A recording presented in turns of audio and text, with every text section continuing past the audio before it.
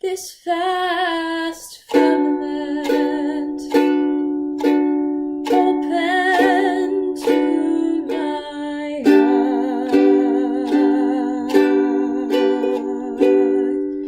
wet with tears,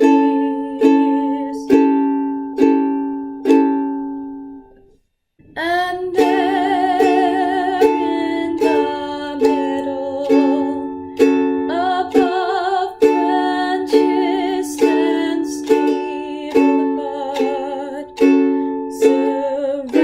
surrounded and sprinkled on all sides by stars, shines the Great Comet of 1812, the brilliant comet of 1812. The comet is said to portend untold horrors and the end of the world.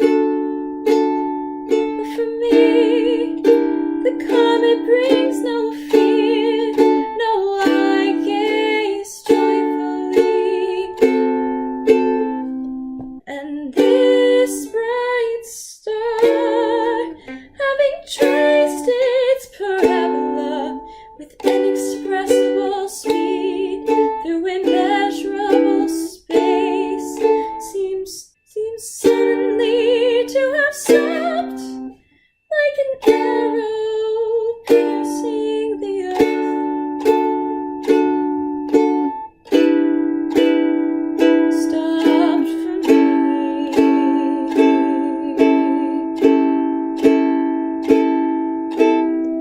It seems to me that this comet feels my softened and uplifted soul, and my newly melted heart, now blossoming into a new life. So I first learned about the Great Comet about 2 years ago. I was coming home from a break from something called Governor's School, which I was going for choral music over the summer. It's a 6-week program, and I was very focused on growth and learning new things about the world and just trying new things in every sense of the word.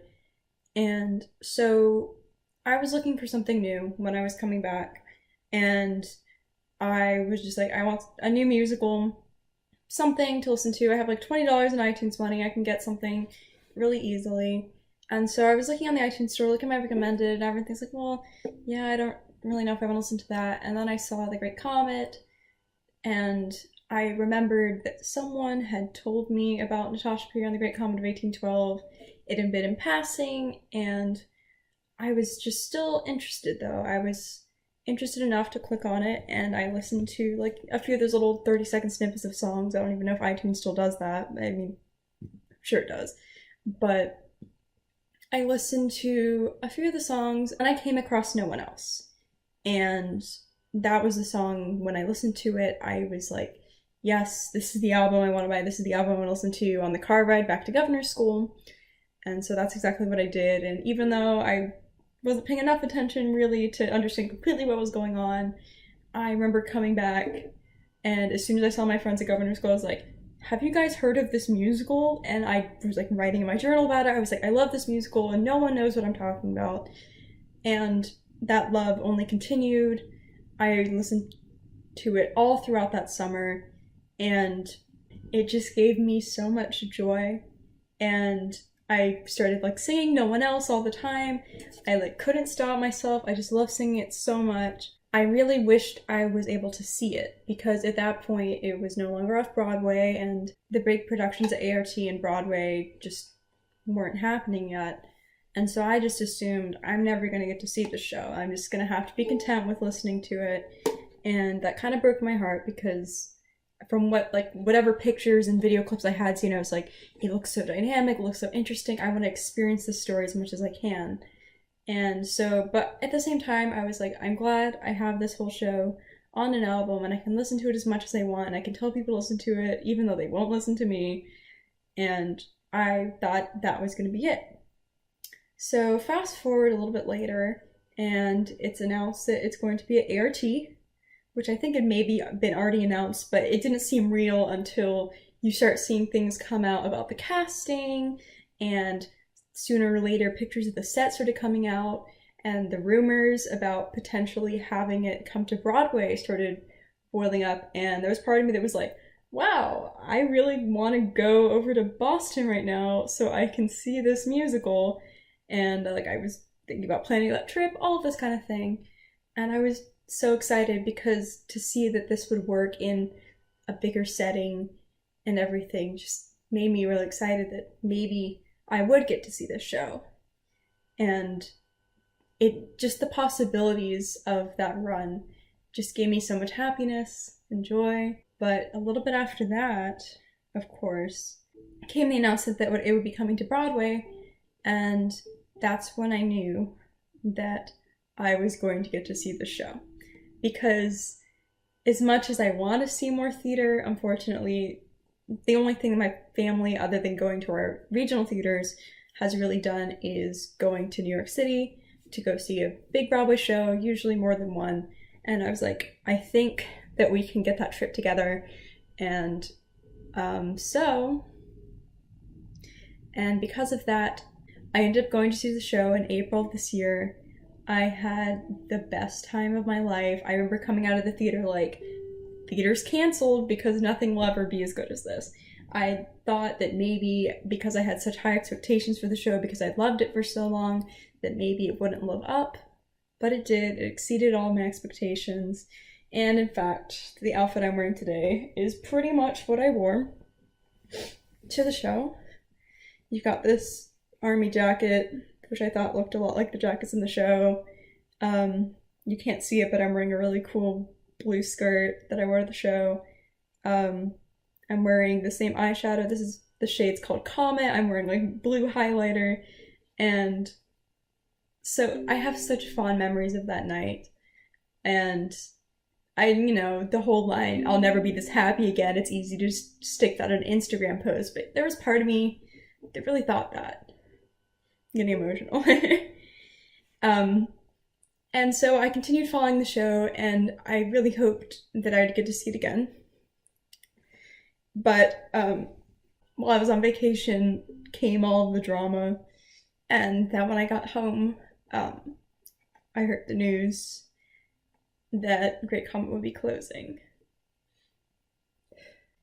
I heard the news that it would be closing, and I knew that meant I wasn't going to see it again, most likely. There was one moment, the night that the closing announcement came out, I went crazy. I was like, can I get a bus ride to New York City? Can I get tickets in the rear mezz? Can I do anything? And unfortunately, it's not going to work out, but I thought if I can't be there, there's still ways to send my love. And that's why I did this video. This show means so much to me. This show has helped me through so much because it's been a source of joy and understanding in some of my worst times over these past 2 years. I relate so heavily. I relate so deeply to so many of the characters. No One Else has become one of my favorite songs to sing. I've performed it several times over the past few years.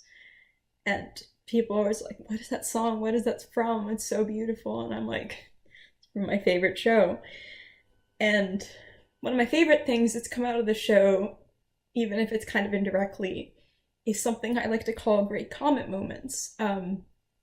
Usually in theater, I have moments where I just feel reborn because I'm just feeling so much from an experience that I just don't know what to do with myself. And it's a very positive feeling. It's very cathartic and wonderful. And for the longest time, I didn't know how to explain these emotions. To I didn't know how to make anyone understand.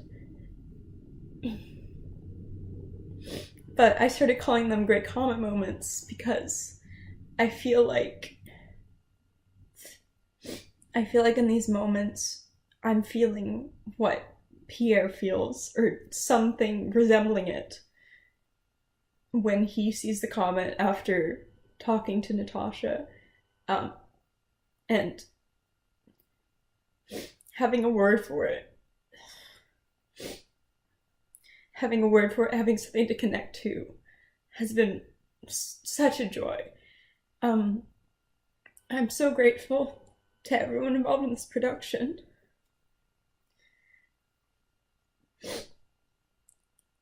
And I hope this was a and I hope this is a good enough thank you. I hope it I can't even put into words. But thank you.